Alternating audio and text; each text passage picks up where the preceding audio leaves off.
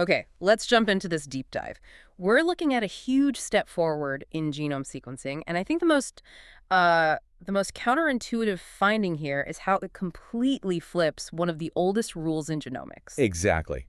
For decades, there was this painful trade-off. You had to choose, right? You had to choose. You could get these, highly accurate short reads, which are great for tiny spelling mistakes, SNVs and things like that, Right. but they were useless for the really complex, repetitive parts of the genome. Or you go the other way. Or you get long reads. Yeah. And long reads are amazing for mapping the overall architecture. But they're incredibly noisy, sometimes only 75% accurate. So you'd spend months just cleaning up the data. Months. But this paper, they just collapsed that choice. They developed a single data set, what they call HiFi sequencing, that was so good, it actually corrected the community's gold standard genome map. You mean the GIB benchmark? The GIB benchmark, yeah. They found over 2,400 likely errors in it. Wow. So how did they do it? What's the mechanism? It's actually really elegant.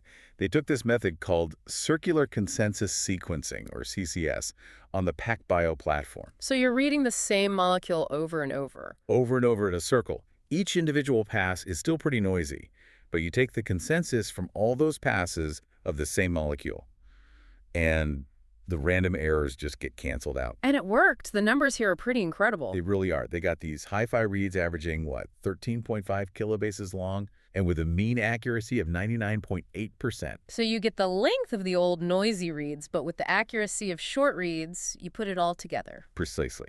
And the first benefit was, just being able to see more of the genome. Right, accessibility. Yeah, you compare these HiFi reads to traditional short reads. They just cover more ground. At high confidence, we're talking 97.5% of the functional genome being mappable, compared to maybe 94.8% for short reads. Which doesn't sound like a huge jump, but that small percentage contains some really critical stuff. It's the dark matter of the genome. We're talking about medically important genes like CYP2D6, which is involved in drug metabolism, or GBA. They have tricky, repetitive sequences that just confuse short reads. And this method unlocked them. It made 152 of 193 of those historically difficult genes fully accessible. I mean, that's a game changer for clinical testing. Okay, so that brings us to a really interesting thinking question for you.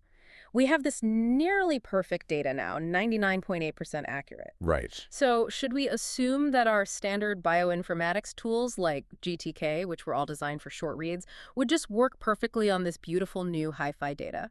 It's the logical assumption, isn't it?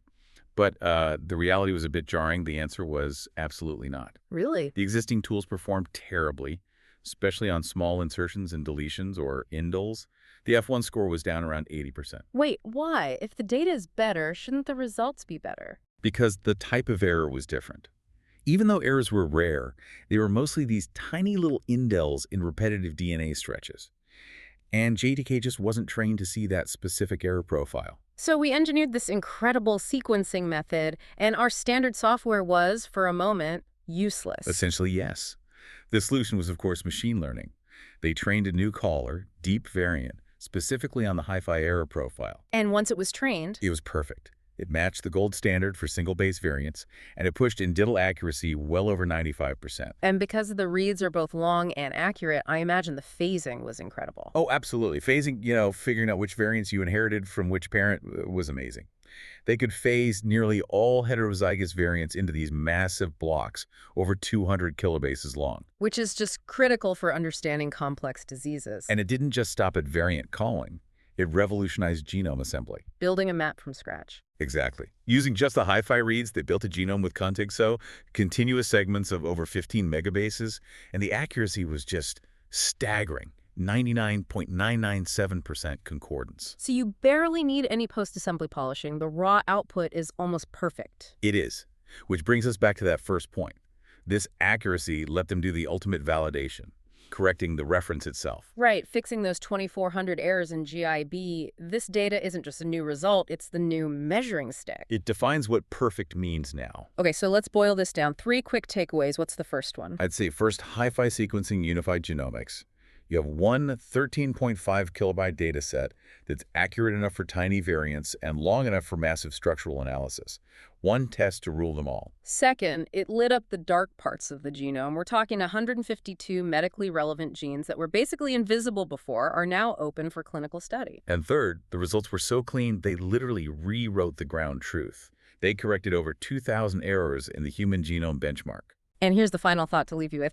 The authors did some modeling, and they think that improving the accuracy of these reads by just 0.1%, so from 99.8% to 99.9%. So it's a tiny bit. A tiny improvement could potentially double the final assembly contiguity. We are getting incredibly close to the absolute resolution limit for sequencing a genome. Welcome to the Everyday Journal Club.